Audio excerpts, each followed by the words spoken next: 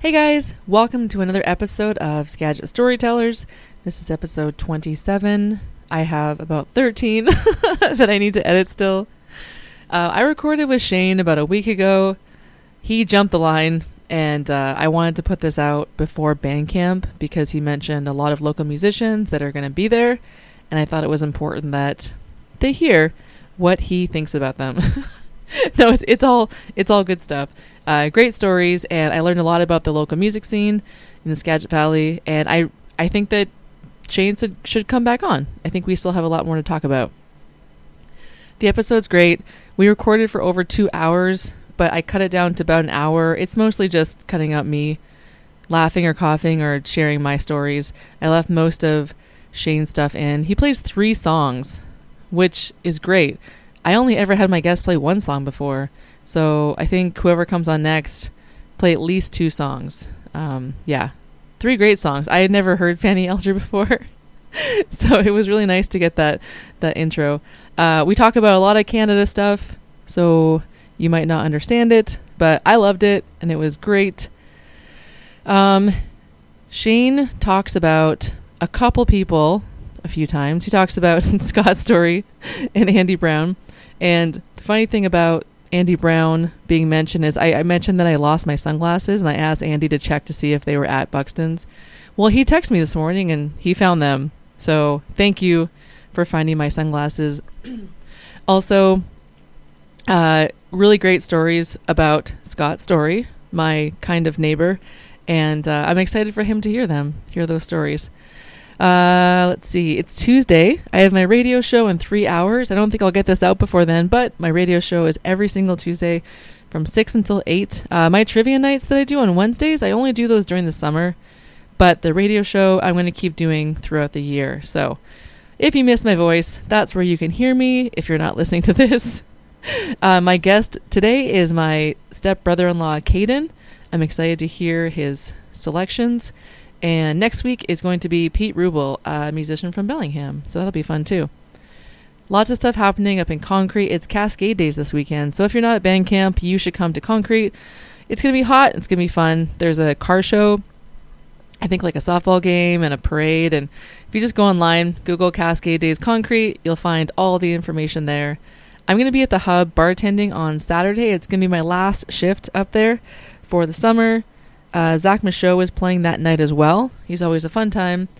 Let's see. That's Cascade Days this weekend, the 18th and 19th. September 2nd is Amp Fest in Anacortes, and there's a great lineup for that festival. So come on out for that. I believe it's from noon until 8. There's quite a few acts. I think Zach's playing, Turnkey Runner, The Enthusiasts, Pretty Much Nothing, a bunch of other great bands as well. That's September 2nd. Oh, at the end of September is Skagit Bigfoot Fest, which Skagit Storytellers is involved in. I'm going to be walking around doing interviews with people. Not really sure how it's going to go, but I'm really excited. So come for that. I believe tickets are only $10 to get in. And like I said before, I've been getting all these targeted ads on Facebook, like come to our festival. And a lot of the festivals in this area, tickets are at least $100, if not more.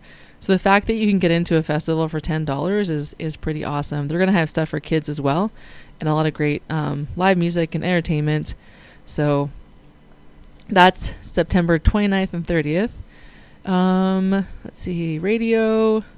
Oh, there's going to be another street show on Main Street. Jeremy gets the street shut down. He brings a bunch of bands in, and I'm working with him to put together a really cool lineup for the next KSVU radio fundraiser.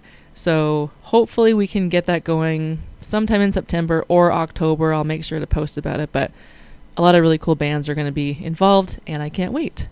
You can always donate to the radio station as well at ksvu.org.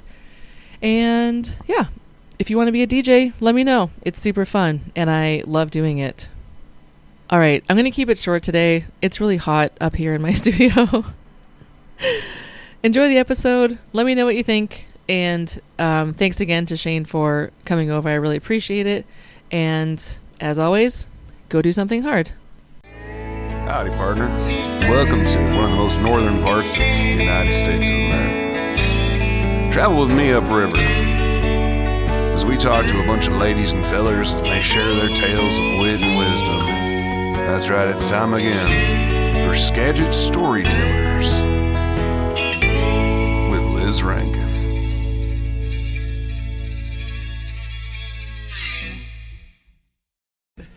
So everyone is looking forward to this episode. So I don't know what that means. I don't know if I'm worried or... We'll let them down together. Yeah. No, so I like to start with how we met. So we met 2 minutes ago at my house. Yes, we did. But you were one of the first ones that when I said, okay, I want to start this podcast, and I learned really quick that a lot of people don't like mics. They're worried and they're scared. Musicians are not. And so I don't know how to use this thing. I'm not even sure what it is. I'm surprised they want me on the show since I do have dirt on all of them that we can spill. We can dish. Yeah. Dish? Is that what you say? Yeah, I think so. I got the scoop. And most people are very open to coming on, except I can't get Andy Brown. So if you have anything against Andy Brown that I can use. Well, I got lots against Andy Brown. I have actual confirmation from multiple sources about Andy Brown. Do you know this? Andy Brown is actually 3 different people. I'm not kidding. Okay. I mean, who could? If you think about it, just think about it. He's up at the Birds View Brewery. Then, 12 minutes later, he's in Anacortes playing with the enthusiasts out on the water. And then a little while later, he's in Cedar Woolley. It's not possible. Yeah. So, Hindu Grass. Yeah, I love that band. They were they played a lot in Mount Vernon. We played with them in a band I was in at the time called Blue Green, and we played some pretty epic shows. We had some good forgetteries. So people, what are forgetteries? Forgetteries are like memories, but you don't really remember them. I've never heard that term. Well, okay. Yeah, we had a lot of good forgetteries together. Right. We played. There used to be a Mexican restaurant in downtown. We played that Mexican restaurant. Yeah, we'd play, and then all the zombies would spill out into the street after we were done playing, and we would just kind of do the zombie walk, the Night of the Living Dead. We'd walk up and down First Avenue. I started playing music in 1987 with a band called Stagnant Water. In this area? Are you from Mount Vernon? Yes. Or I'm from Cedar Woolley. Sorry. Okay. From Cedar Woolley, yeah. Grew up on Fidalgo Street. Okay. Spent a lot of time out here where you live. So you graduated from Woolley? I actually moved. This is crazy. My mom moved us when I was 12 to Mount Vernon, and I was so upset. I was so upset that we were moving to Mount Vernon, because that's basically the enemy, moving to the enemy territory. Yeah. So I lived there. And then over the years, it took a few years, I was like, well, at least it's not Burlington, And so I graduated from Mount Vernon, and I was a bulldog, doing just fine. And then after that, I moved to Burlington, and now I've lived there longer than anywhere. So I am pretty much a Benedict Arnold of Skagit County and total traitor, but now I live in Burlington. Well, I'm Canadian, and I live here, so... Oh, are you? Oh, welcome. Welcome. Yeah. Have you been to Vancouver Island at all? Absolutely, okay. Yeah. Are you able to cross the border? I swim the channel. I swim straight across. And make it. My husband plays a lot of softball, and between the musician friends I know and the softball friends he knows, most of the people we know are not legally allowed to cross the border, so that's why I asked. Actually, I'm so legally allowed, I have a Nexus pass. I go all the time to Canada. That's amazing. I go at least twice a month to Canada. Where do you go? Right now, I'm really fond of Langley and Fort Langley and Chilliwack and east of Vancouver. I used to spend a lot of time in Vancouver. Have some good friends up there, music producers, musicians, radio disc jockeys. I'm guessing Bryan Adams. Me and Bryan Adams are pretty... I don't think he's from Vancouver, though. Yeah. Well, I just know his studio's there, so that's all. Now, you're Canadian. Do you know Nardwuar the Human Serviette? Yes. Okay. How do you know him? Oh, we're friends. Yeah. We played a show in Oak Harbor at a place called Babylon Music and Arts, which is now a mall church or something now. But it was an old movie theater that was converted into a punk rock fire hazard. Oh, okay. It was ready to go up like that, It was just a tinder box built in 1899, and then movies came out later. Jean Hamer was the gal that booked the place, that ran it, and she booked these Canadian bands. And So we showed up to play, and there was I think he was probably 17 at the time. We were all about that age. Yeah. Nardwar, and he was in his band, the Evaporators. Oh. Which are still together to this day. They still play together. So yeah, we played one of our very first shows, and I don't know if it was one of the Evaporators' first shows, but probably very close to one of their first shows. I think I know Nardwar from, he was a VJ on Much Music. I think that's how I know who he is. I don't remember that. He may have been. He lived I think he lived right next door to Terry David Mulligan, who was... Oh, I know who that is. Who was a DJ, yeah. Yeah. But yeah, Nardwar, he booked us a few shows in Canada. We played on bills with Nardwar, and he's just a super cool guy, and I'm so glad he's famous now. In fact, I was the first one to put him on the internet. Really? Yeah. When the internet started... Can you give me a year? What year? 1862. 1862. I made a web page, and I put up his interview with Alice Cooper on. I ran it was called an e-zine back in the day. So we had a bulletin board system before the internet, and then when the internet came out, it was kind of cool for a very blip in time to make e-zines, which was like a zine but online. Yeah. So I had an e-zine called Highway 99. He was one of the first features on there. So does he ever play down here? You know what's funny is he actually just recorded a music video for one of his new songs. This is maybe 2 years old. Yeah. And the new song is called Chuckanut Drive. What? Yeah. And in the video, he films it on Chuckanut Drive. And he's got his dune buggy, and it's a really cool video. Look it up on YouTube. Is it like the windy part of Chuckanut Drive that he filmed? No, like Total Road Hazard. He parked at a blind corner and started filming his video. No, it's in a straightaway. It's not technical. I don't know. It's more of a straightaway. Yeah. And somebody like might bust me. Maybe it's a road off of Chuckanut Drive. Anyway, not important. But what's important is that Nardwar has a distinct connection to the Skagit Valley, and in that song Chuckanut Drive, you'll notice a lyric that he says in there, and at the Grange Hall in Mount Vernon, stagnant water was a burnin'. His band, the Evaporators, played the Rexville Grange, which is that's a whole other podcast. That's a major important part to the punk rock history of Skagit County is the place called the Rexville Grange. We wrote a song called Nardwar, the Human Serviette. So this is all really just one really long, big plug for our new CD. Oh, okay. Which has the song Nardwar, the Human Serviette on it. Got it. Fanny Alger started in what year? Fanny Alger started, it's really hard to tell because when they carbon dated our first song, it went through the machine sideways. So no, I think we started 1997. Okay. But somewhere along the line, we printed T-shirts that said that Fanny Alger since 1998. Okay. So our own T-shirts had a typo on them. So there's a little bit of got it.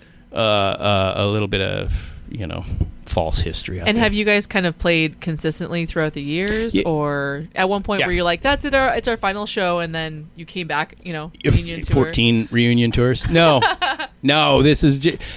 Stagnant Water played in 1988 through 1993. In 93, I started playing in a band called Blue Green. Why'd you get kicked out of Stagnant Water? Depends on who you ask. It depends on who you ask. Same style of music, though? Or? Blue Green was quite different. I did I did the songwriting and was lead singer in Stagnant Water, and Splat Ratchet, my good friend from grade school, was the drummer, and we had Jerry Steamer, who our college buddy, was on bass. And we had a number of guitar players over time, as well as Jerry Steamer went to California, so we had Blind Lemon Pledge show up and play bass for a while. So, were you the drummer? I was the singer. Oh, singer. Okay, sorry. Yeah, I was the singer. Okay. And so when I went to Blue Green, I actually joined a band that I was really into at the time. I was super into these guys, and they were kind of... They had been in other bands in Skagit Valley beforehand. And they were making their own cassette tapes. They had an 8-track recorder, and they were making their own music. And I fell in love with their music. I was like, oh, I gotta be in this band.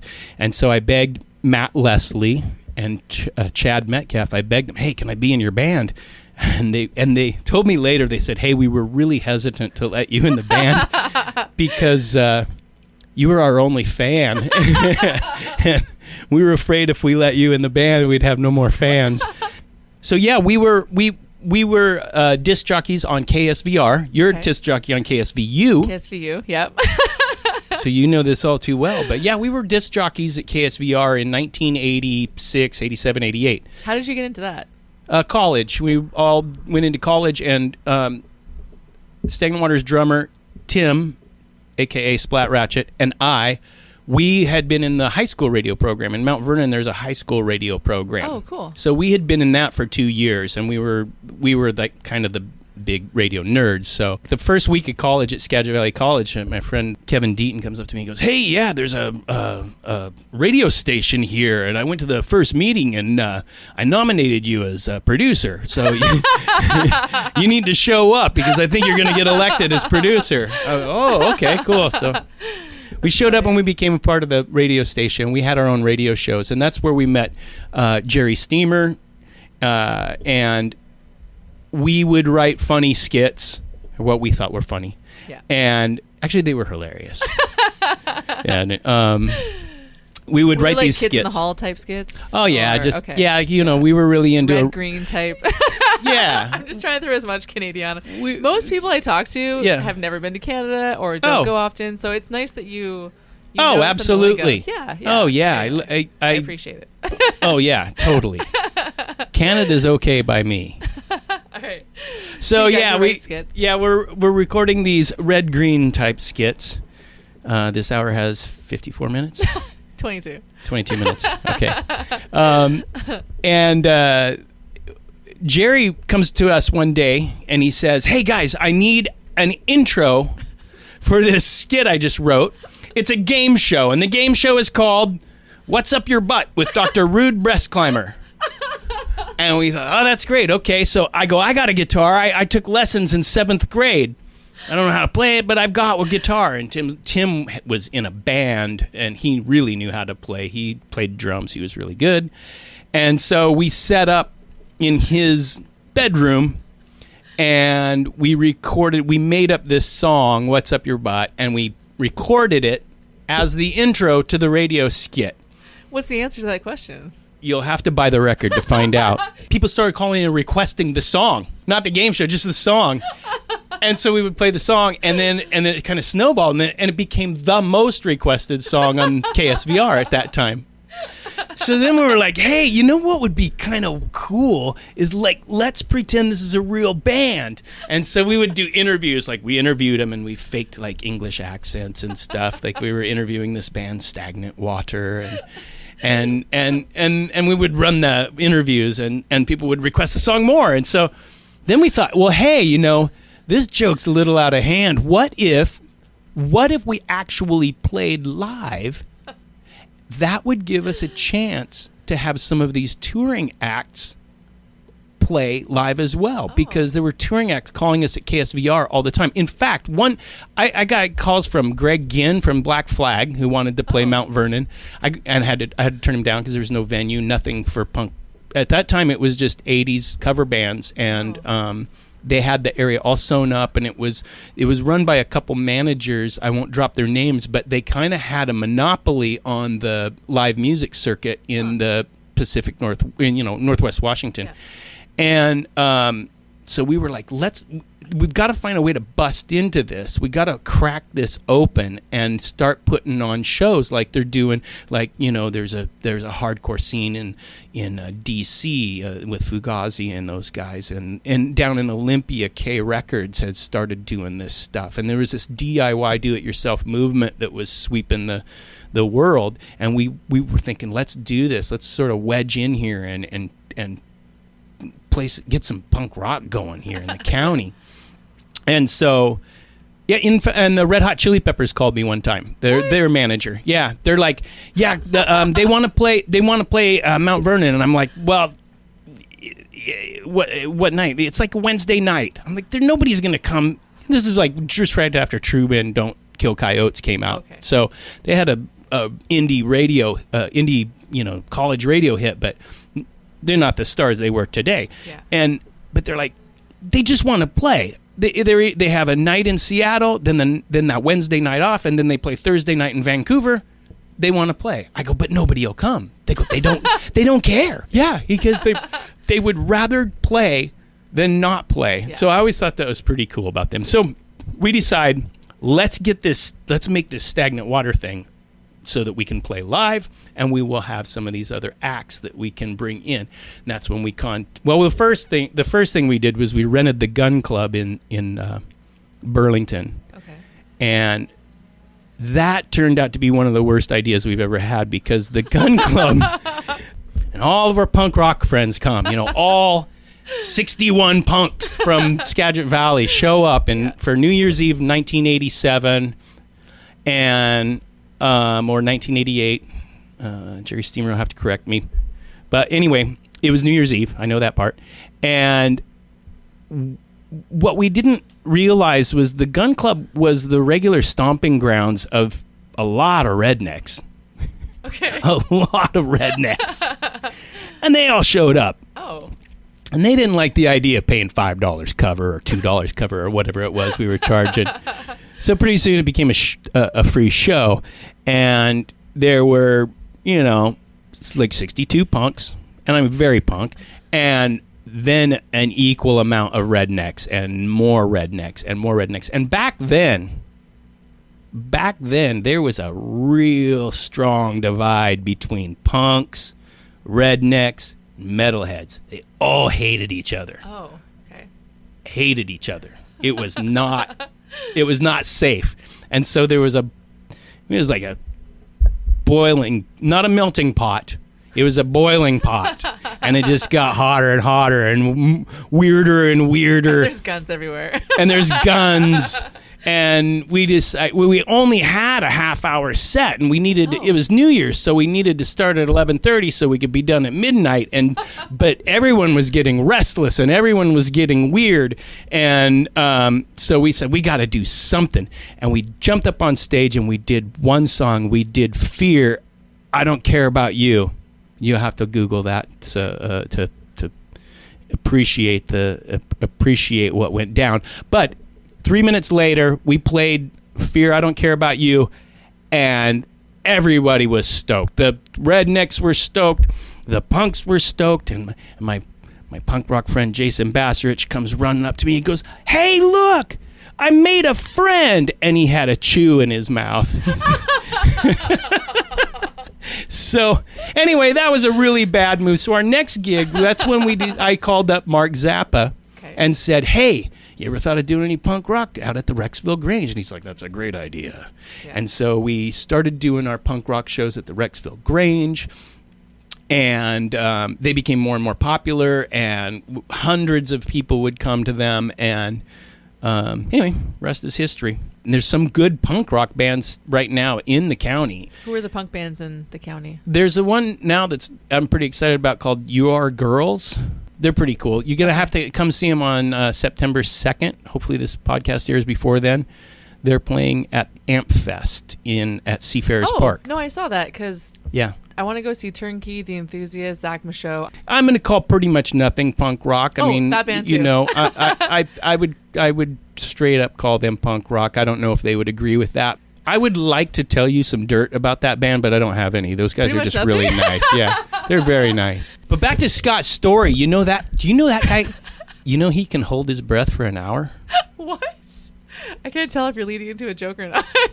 Yeah, he can hold his breath for an hour. But what's really weird is he did it by trading his soul to the devil for it. So that's his secret. I think I have to put this out before Bandcamp so everyone can listen to it. Well, this is off the record. I'm not recording right now. No, I hope not, because I don't want this getting back to him. But yeah, he did. Actually, the Crossroads is just down the road here. You know where State Street becomes Hohen Road, and Railroad becomes Minkler Road. Yeah. That's the crossroads. Yeah. Well, you probably know this, but like on full moons on Friday the 13th, there's like it's like the Devil's Farmers Market down there. What? Yeah. You don't know this? No. How long you lived here? 5 years. You're so Canadian. Yeah, seriously, go down there next Friday the 13th, full moon. And just stand at that corner? Yeah, you can't miss it. Like it's a big hoodoo. Like where the closed down mechanics place is on the corner? Right there? Well, the only way I know how to give directions is by things that used to be there. So it's where Hewitt's Trading Post used to be. Oh yeah. It still says it on the. Does it? Okay, yeah. Yeah. Okay. That's how us old timers give directions around here. It's, you go down to where that mailbox used to be. And then there's Mr. Hewitt's Trading Post, where it used to be in the 70s. So I stand there on a full moon, and then you can't miss it. Yeah, they're selling corn dogs and everything. Anyway, Scott goes down there. Scott goes down there, and Devil says, I tell you what, promise me your soul, I'll make you the best singer in Skagit County. And Scott said, well, I'm already the best singer in Skagit County, which he is. He is. He never sang. We just came and he talked about landscaping. Well, you need to up your budget at this podcast, I'm telling you.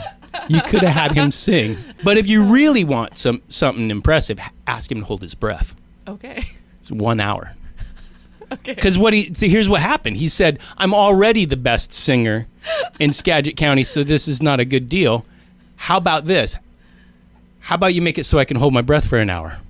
And Devil says, okay, deal. And so he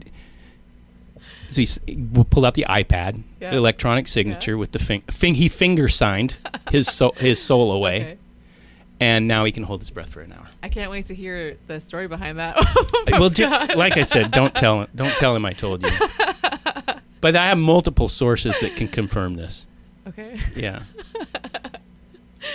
All right. So you guys finally got to play at the Grange. Yes. Got it. Okay. Is that place still a venue or? It is not a venue. Mark Zappa, like most promoters, just got tired of paying money to keep up his habit of promoting shows.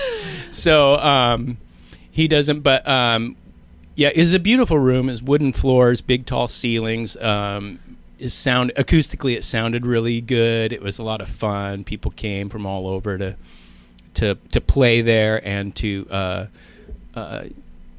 attend the shows. There was lots of fun ones that we had, lots of touring bands that came through. So our vision of getting touring bands to play through kind of panned out, as well as the now that there was live places to play, a lot of people who were just doing it in their living rooms for each other kind of had a place to come out and play these events, and it just spread like wildfire, and everybody was duping cassettes of their self-produced music, and it wasn't happening just in Skagit County, but at the time in the 80s and the early 90s, that was it. The wedge went in and cracked that music scene wide open, and then Nirvana comes through, and then the big record companies are like, oh, all right, let's sew this all up. So what ironically what started as DIY becomes like the biggest music in history at the time, it's selling more records than anything, and the rest is history. So then was it Blue Green? Did that go into Fanny Alger? Yeah. So there is the pedigree chart in this is pretty. I'm just imagining you getting kicked out of all these bands. Pretty curvy. Well, they never learned from the previous band, so they would hire me and then the next band. I go, this guy. They didn't check your references. This guy's got one weird ego, man. I started Fanny Alger with Quinn and I have been friends since we were like 5. Oh. So we were lifelong friends. We decided, all right, here's what we'll do.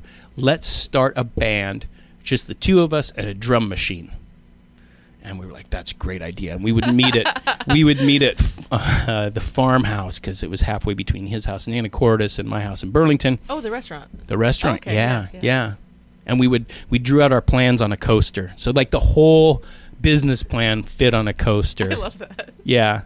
And the business plan for Fanny Alger is and was the same. It's we're a for-profit salvation organization. So basically, we're just trying to give you an opportunity to give us 10% of your gross income, and in exchange, you're gonna have a good time. Okay. So that's pretty much what it is all about. So we start that, and so we start programming the drum machine and to make some songs up. And Matt Leslie calls up. Matt Leslie, who was in Blue Green, calls up and says, "You and Quinn are playing together." I said, "Yeah." "Can I play? Can I play drums?" And Matt was the guitar player of Blue Green. He's like, "Can I play drums?" I'm like, "Okay, sure. Yeah, you can play drums. Sure." So he comes over, and we recorded our first record in Matt's attic. Which was also a fire hazard. That place was ready to go up. One stray cigarette butt, and that place would have been on fire. But so we recorded our first record called Emergency Response Team, and I get a phone call from Pete, the drummer of Blue Green. He's like, "Hey, can I join Fanny Alger?" All right, yeah, sure. So we pretty much moved everybody from Blue Green into Fanny Alger, except for the singer of Blue Green, Chad, super talented dude who was doing acoustic and solo stuff at that time. So now at this point, it's basically Blue Green with Quinn. Did Pete play drums for Fanny? He played drums. So Matt had to get Matt moved into the guitar spot. Yeah. And so Quinn played bass? Quinn played bass, okay, exactly. Yeah. Yep. And Quinn. Did you write mostly everything? Quinn and I. Quinn and I and Matt split the duties 3 ways. Okay. So it was pretty much equal songwriting from the get-go. And Quinn and I would trade bass and guitar. So when you in the early days when you watched this, it was like a circus because we would all rotate around and play different instruments, and there was a bunch of different lead singers, and it was I liked that about it.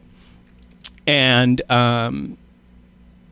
so a little while later, Pete decides to retire from music. He's just too busy with his day job, which was a farmer. His family's a pioneer farmers in Skagit County, so he had a lot to do. Yeah. And so shortly after that, we get a call from Scott Story. "Hey, can I play drums in your band?" Scott was in Fanny Alger? For a very short time. Oh, I didn't know He was that. not. He was. Depends on who you ask. He wasn't an official member. He was what we called an all-star, so he would show up for a few songs. He'd show up for a few songs in and out. He had no long-term commitment. He could leave us at any time. So he hadn't started Pavlov at that point? Pavlov was fully going at that point. Oh, okay. Yeah. Okay. Yeah. Hindu Grass shut down right around the same time that Blue Green, somewhere, I think that right towards the end of Blue Green, Hindu Grass turned into Pavlov Jones. Oh, okay. So Hindu Grass did a lot of cover songs. Pavlov Jones was more originals. Got it. So they kind of made a transformation there. Yeah. And Scott Story or Andy Brown may argue with me about that point, but they're liars, so don't believe a thing they say. No, I think, in my recollection, is that Hindu Grass was more cover songs, and which they were a great cover band. Like people loved them, very popular. And then Pavlov Jones was where Matt Specht and maybe Andy wrote some songs, and Scott was a songwriter, and they would write more original stuff. Okay. And so that I think that showed up like halfway through Blue Green. So Scott kind of came in near the beginning of Fanny Alger just to do a few things here and there, and then yeah, and then eventually Matt and Scott went full-time to Pavlov. Okay. So now that I think about it, Scott was probably just coming in to poach Matt. Yeah, sounds like it. Sounds like something Scott would do. It's fishy, isn't it? If I know Scott, and I do. Yeah, fishy. Now that I think about this, I'm getting really bitter. I'm going to write this down so I don't forget it. Scott. So then we get one of my most favorite drummers in all of Pacific Northwest Washington, Johnny Catt, who played in the Bellingham band Game for Vultures, who were fantastic garage band. They were on the Estrus music label, so Estrus Records was a big. They kind of they spearheaded the garage rock insurgency of the '90s. So garage rock became a worldwide phenomenon, and the lead band on Estrus Records, the Mono Men, toured the world, and in fact, Garage Shock was the festival for garage rock, and that took place in Bellingham. So once a year, like the whole world would migrate to Bellingham and come to Garage Shock. It was a big deal. It was a big deal. But Game for Vultures was on that record label. Game for Vultures was really cool. The drummer, I was always a big fan of his, and it just happened to where he wasn't playing, and so we called him up. Hey, can you play? And so he became our drummer and played for quite a while, Johnny Catt. And during this time, Tim, a.k.a. Splat Ratchet. Oh, let me rewind. Jerry Steamer from Stagnant Water joins first. Oh, okay. He joins like before Scott Story did. He joined very early on. Jerry was like, hey, let me make some music videos for you. And we're like, okay, that sounds good. And so, but he was our manager, and he would dress up in a plaid sport coat and matching slacks and with a wig and like Nardwuar. Kind of like Nardwuar, yeah. Anyway, so then we're like, after he made a few videos, we were like, hey, you should just play keyboards in the band. And so Jerry joined the band. So now we've got Shane and Jerry from Stagnant Water are in the band, along with Quinn and Matt Leslie, and then we get Johnny Catt on board. This whole time, Tim Splat Ratchet is raising kids. He's got a new family, and he's raising them. Then about the time the kids turn into teenagers, they don't really need their dad that much anymore, you know? Yeah. I'm not so interested. And then Tim's like, hey, what are you guys doing over here? Well, we're rocking out. We're still playing, we're living the dream. Living the dream. And so he's like, can I come to practice? I'm like, yeah, let's go. So now we had two drummers. Tim joined. He's like, I'm not going to stop coming to practice. Yeah. So, and then Johnny Catt leaves the band right after our fifth album, something like that. How many albums do you guys have? This one is their sixth record, I think. Oh, cool. I don't know. I can't be trusted with numbers. So I'll list them off. Emergency Response Team in 1998. Great Big Huge Company Incorporated Limited Unlimited in probably 2001 or 2002. Lake 16. And then we have a record that we recorded at Sun Studio in Memphis, Tennessee, where Elvis and Johnny Cash and Roy Orbison and Jerry Lee Lewis and all those guys recorded their records. We recorded a record there. It's called Fanny Alger Does Memphis. And then we recorded one called Yellow Monster. And then our most recent album is called Vicious Badgers. So that was 6. Right. Okay. I was right. Yeah. Yeah, I can be trusted. How long since your last record and this one? How long has it been? We usually go like 4 or 5 years in between the two of them. This one was a little late. I think this one might have been more like 6 years. Did COVID kind of get in the way, or? I would say, yeah, it got in the way, but really I think we're just getting lazier as we get older. Okay. So it was like laziness kind of got in the way. Yeah. Yeah. How often do you guys typically play? We play once a month now. We used to play like regular bands 3 or 4 times a month, and then we just realized, hey, you know what? It's a lot funner if we don't do it as much. Yeah. So just to keep it fun, we just didn't want to be in a position where we taking for granted what a special thing it is to play live. Mm-hmm. So we play once a month or so. Yeah. So the job that you do now, have you been doing that for like 20 years or? Professional wrestling? Yeah. I've been doing that since I was like 22. Yeah. Okay. on the Canadian Broadcasting Network, CBN. Channel 2. Scott was sharing a story of touring down the West Coast, in a Yeah. van. And Yeah. did you guys ever do that? Yeah, we toured with him. I got a great Oh, did story you? about touring with him. So Blue Green and Pavlov Jones get a show at Whitefish, Montana. Okay. Thanksgiving weekend, 1993, probably. No, 95. Anyway, we get this gig, 2 nights at the Chandelier in Whitefish, and I had a van. I think the van set me back $800, and it had kind of not really a heater in it, and it had holes in it in like the ceiling and places. And Pavlov Jones, those guys are pretty smart, you know. They rented a van. And they spent like $150 to rent a van. Nice, brand new van. Big plush seats in the back, you know. It was so nice. It was super warm. And we set off, poof, off to Whitefish, Montana. Oh, probably, 14 hours later, we're on just a whiteout conditions. There's no road. You can't see a road anymore. You don't know where you're going. Just straight. Our windshield wipers have frozen up. We don't really have anything except for ice on the windshield. The guys are flicking their cigarette butts through the hole in the ground, and there's snow coming in the hole in the ceiling, and we're freezing. And then we just see, and we're also bad bald tires and bad suspension, and then we just see Pavlov Jones go by us in this nice van. It's all well lit, and they're all eating like French dips. And we're all huddling together. We're like about ready to have frostbite, and they're just like, oh yeah, you like some Grey Poupon?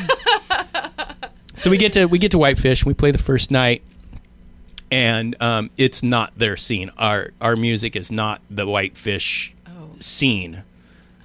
And they kept telling us to turn down. Yeah, we did.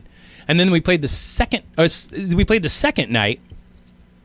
Same thing. They just were really not super stoked about either of our bands. And the next day we went to collect our money, and instead of our money, there was a note from the owner of the bar that said, "Hey, you guys really let me down, and therefore I'm not paying you." And so we're like, "Oh man!" And we totally got stiffed by this shyster of a bar owner, and of course, once again, Pavlov Jones was a little smart, so they didn't go out to Whitefish with their last $2.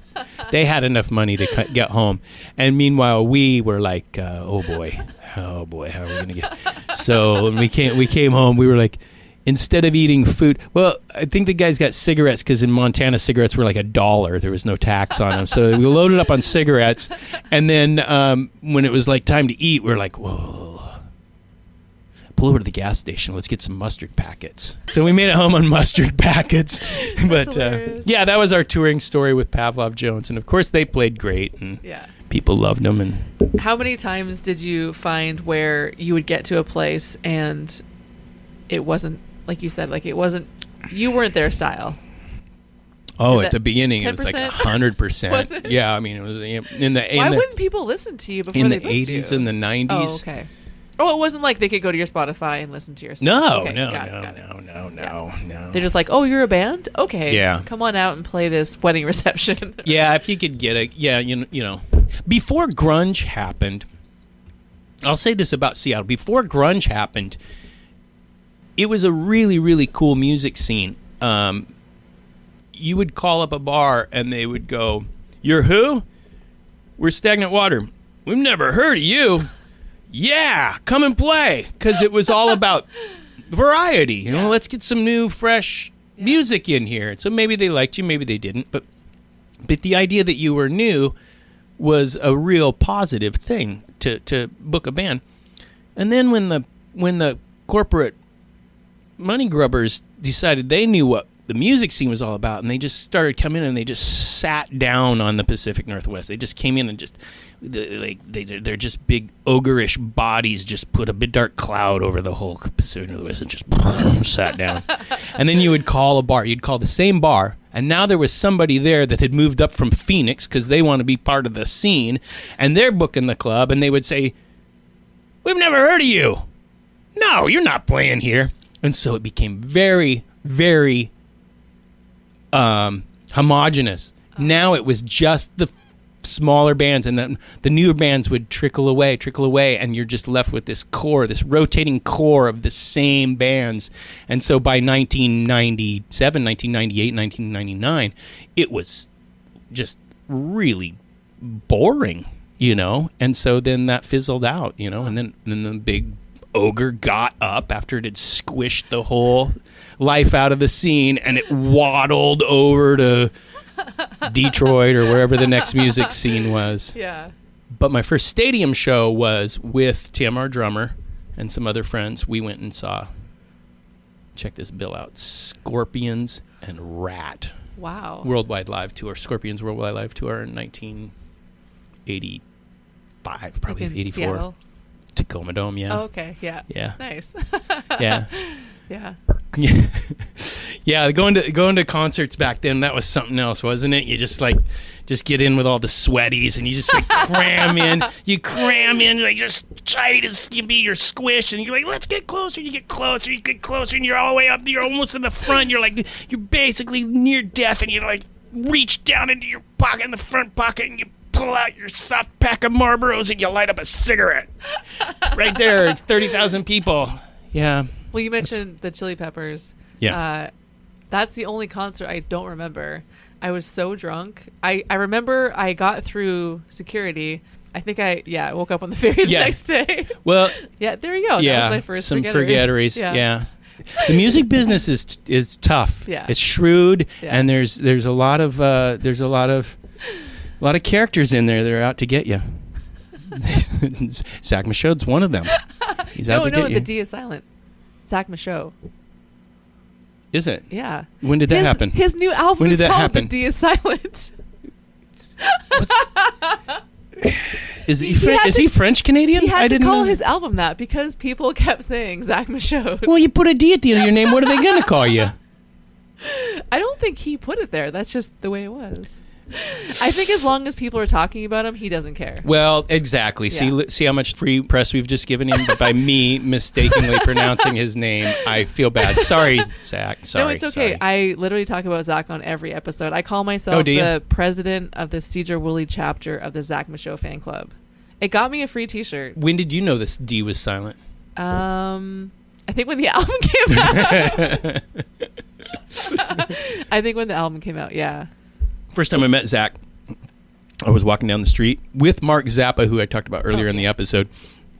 And there was this cool-looking cat just busking on the street. I don't know if he was busking. No, he was just sitting in Seattle? No, in Mount Vernon, downtown okay. Mount Vernon.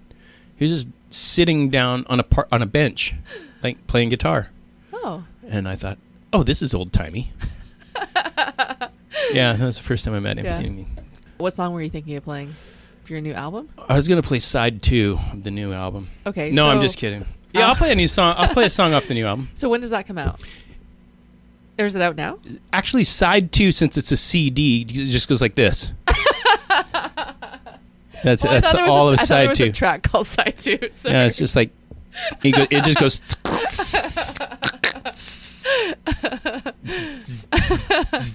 Okay. Like, can people get the album now? Yes, people can get the album now. Oh, because you played. Wait, you played it. Was it last weekend in Anacortes? Did you? Yeah, we played the arts. Yeah, festival. I mean, depending upon when this podcast goes live, it was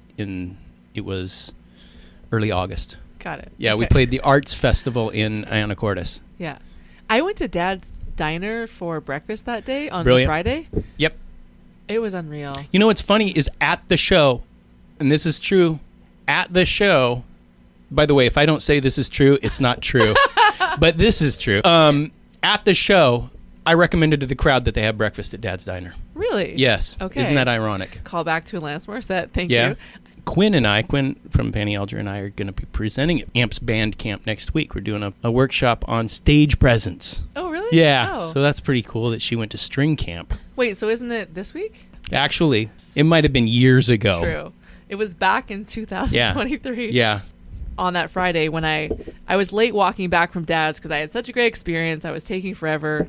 I came in a little bit late, and so I quickly rushed to the bathroom, came out, forgot my sunglasses in the bathroom, and I cannot keep a pair of sunglasses to save my life. That's why I don't spend any more than $5 I'm on with a you on pair. that. I'm with you on that. Oh my God. Yeah, So yeah. I text Andy today and I said, hey, are you at AMP right now? And he goes, yeah. I'm like, can you go in the bathroom and see if my aviators are in there? That's the only reason why I know there's a camp today. So, yeah. And when was that? When that you called Andy? This morning. This morning. Yeah. That's Well, I ironic. texted him, And he yeah. said he was at. He said he was at He's at Buxton's down at AMP. Yeah. That's weird because I was with him too at the same time. No, you weren't. I was, but it was in Burlington. In Burlington. There's 3 Andy Browns. You were talking to number 3, and I was with Andy Brown number 2. I don't know where Andy Brown number 1 was. Well, maybe I'm asking the wrong Andy Brown to come on the podcast. That's why I can't. Keep asking. Okay. If you ask like 3 times, your chances are you'll get one of them to say You know what yes. I actually did? I bought a mini recorder, Yeah. and I'm going to bring it to Bandcamp and trick him. Oh yeah. him there into you go. Doing a podcast. There you with go. me. Just ask him Yeah. questions. Like, yeah. So when did you get started, Andy? Yeah. Is it true there's 3 of you? But I like the fact that he's not on because everyone just keeps telling me Andy stories. So, yeah. Yeah. No, you should definitely He's have kind him of on. been on the podcast already, but through other people. You should rename it to the podcast to Stories About Andy Brown. Stories about Andy Brown. Stories about the Andy Browns. I'll just lie about him until he Yeah. has to come on and defend himself legally. That's not a bad idea. That's not a bad idea. That'll I know. work. Yeah, That night yeah. he's got legs. All right. Did that say Mr. Love Muffin? As far as you know.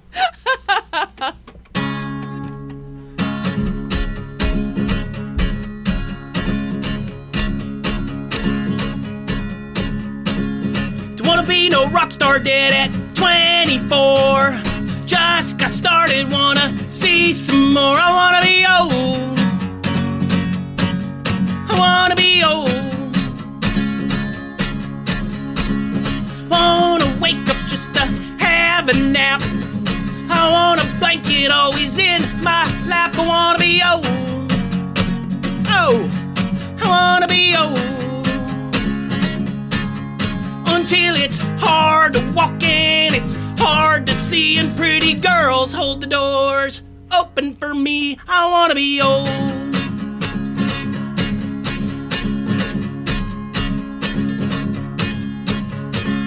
Don't want no job, don't want no income tax. I'm dodging cancer, cheating, heart attacks. I wanna be old. Oh, man, I wanna be old. I say I ran the gamut, chased the dragon's tail, lived in heaven and I've been through hell. I wanna be old. Oh, man, I wanna be old. Until it's hard to walk and it's hard to see, and pretty girls hold the doors open for me. I wanna be old. I wanna be old. I wanna be old. Who wants to be old? It's not yet. So the old song you just played, sorry, what's it called again? The new song. The new about song old people. about getting old. Yeah. That's your first single off? Do you like release singles, or how does that work? I don't know. I was hoping you knew how that worked. I don't know. How do they do that now? I don't know. Okay. Yeah, that's Or why don't you play like because the first few. I am really sorry, but I don't know any Fanny Alger songs. So why don't you play a song that most people would like request at one of your shows? So when you go to Bandcamp, what's everyone going to yell out? Play. Is it What's Up My Butt? Do you play that? No, that's a Stagnant Water song. Oh, okay. But Stagnant Water gets together every once in a while and has reunions. And we have a really good friend who has a band called Potbelly out in Oak Harbor. Okay. Punk rock hardcore scene out in Oak Harbor. Really, really cool scene. Okay. Anyway, he's put Stagnant Water on a few compilation albums recently and had us play to support the albums that were released. Okay. And so, yes, we did play What's Up Your Butt a few times this last couple years, but I think your phone's playing Irish music. is it? I hear something. It's not my phone. That's my new single. Called The Music. Oh, yeah, it's just- The Music is Irish. This is the contemporary music I listen to. Oh, okay. So Yeah, I hear I'm violin in there. I'm not kidding about liking fiddle, yeah. That's Hobart Smith. Okay. Okay. I'll play one. It's an old one. We don't Okay. do this much anymore, so I'll probably mess it up. But Okay. one time we played this song, and a while later in the night, a gal comes up and says, "I'll give you $100 if you play that song again." You do not repeat the same song twice Okay. in a night, but for $100 we played it again. Right after. It was later in the night. Okay. Okay. Yeah. It was later in the night because I think she had to have a few beers to where $100 wasn't very much anymore, I guess. I don't know. Funny. Got it. But this one does come with a story. This is a true story, as are all Fanny Alger songs.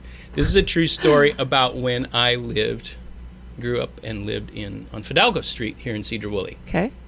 So all the characters in the song are real. Just the chords have been changed around to protect the song I was ripping off.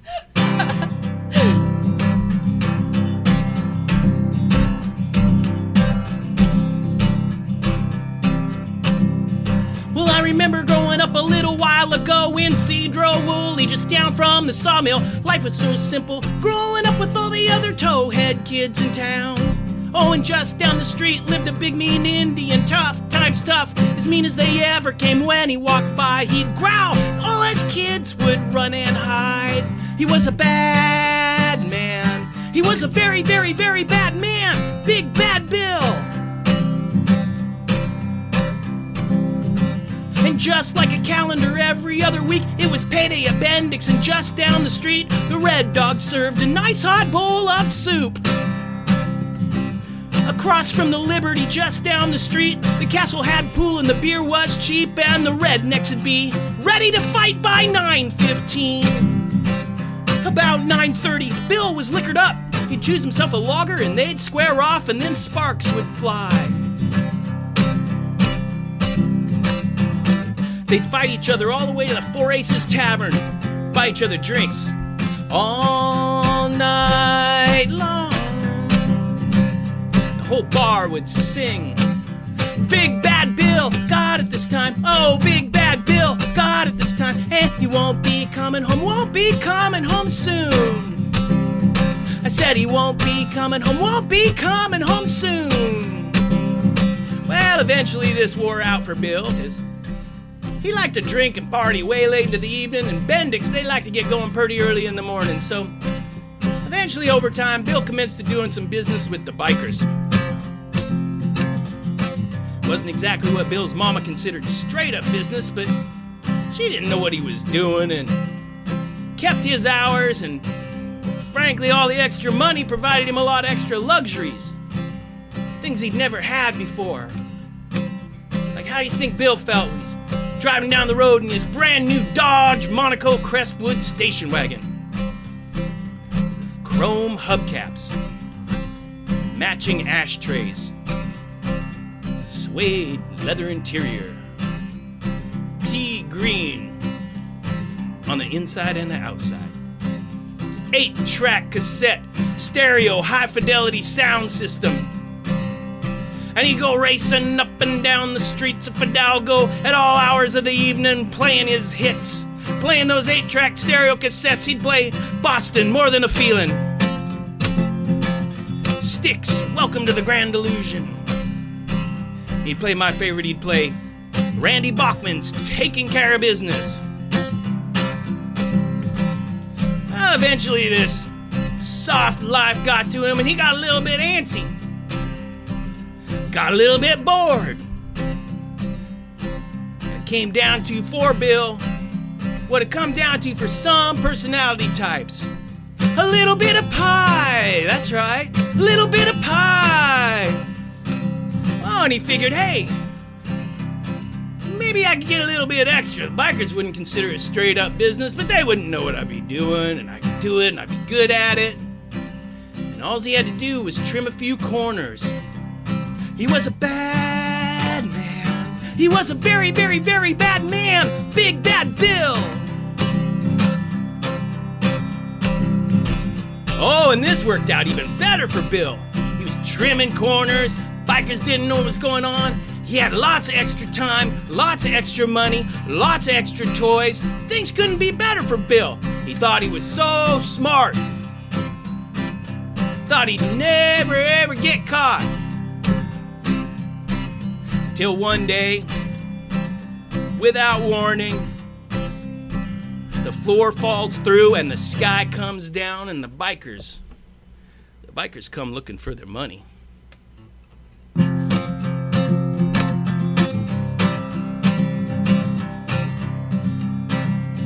And I remember Mom talking on the telephone. Well, they found Bill's body in the bay, Medea Bay, last night.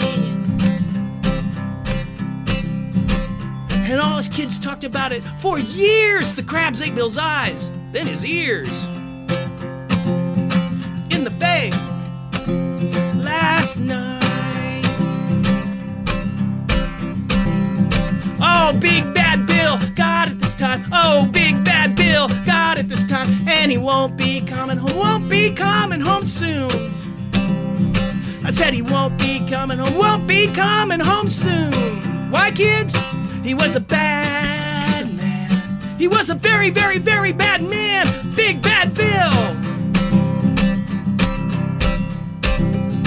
And he won't be coming home. No, he won't be coming home soon.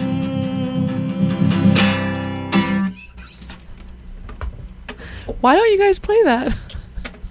It's awesome. It's a lot of words to remember. Okay. So, I mean, I guess you could have said them all wrong, and I wouldn't have known, right? I'm sending. yeah, yeah, that's exactly why I played it. You don't know nothing. You're from Canada.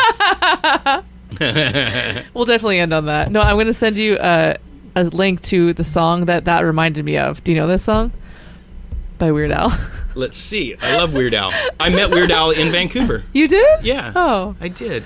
Jerry Steamer gave him a stagnant water tape. He was very excited. Yeah. Albuquerque. Do you know Albuquerque? No, I'll have to. That reminds me of it. As you were playing, I'm like, this is Albuquerque. Albuquerque by Weird Al.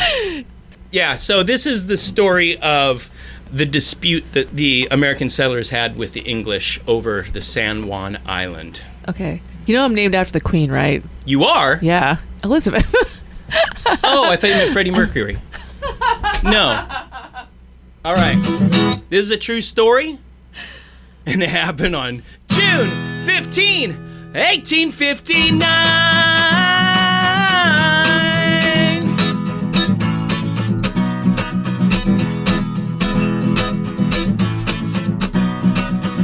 June 15, 1859. Lyman Cutler woke up feeling mighty fine. Then he saw a pesky pig. It was in his taters and it's gonna dig. Can you dig? We've done it so many times before. This time that company pig was gonna start a war, that's right.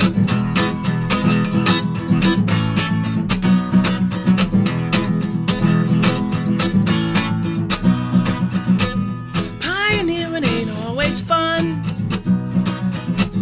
Lyman Cutler grabbed his gun and he shot that pig in the tubers.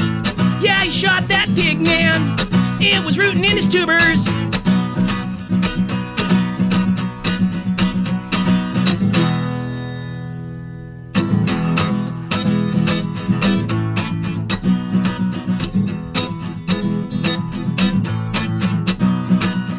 Well, that pig belonged to the HBC. And that means the British-owned Hudson Bay Company, profiteering on disputed land. And old man Griffin, he was the big boss man of that HBC.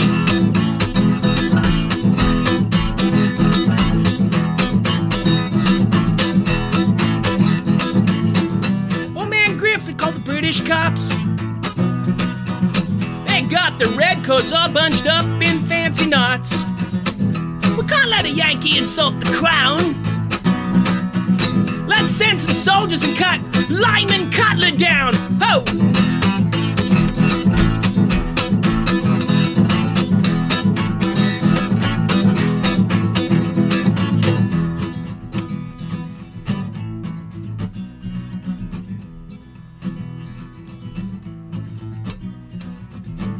Lyman heard they were on his trail. So he grabbed a canoe in the middle of the night, man, and he cut tail. And paddled hard across Samish Bay. Lived out the rest of his days in peace and harmony.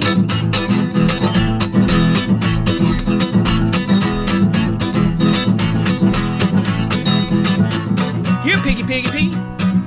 Here, piggy, piggy, piggy. Here, piggy, piggy. Here, piggy, piggy. Here, piggy, piggy, piggy. Here, piggy, piggy, piggy, piggy. I have not thought of the Hudson's Bay Company in probably 30 years. Oh, really? Yeah.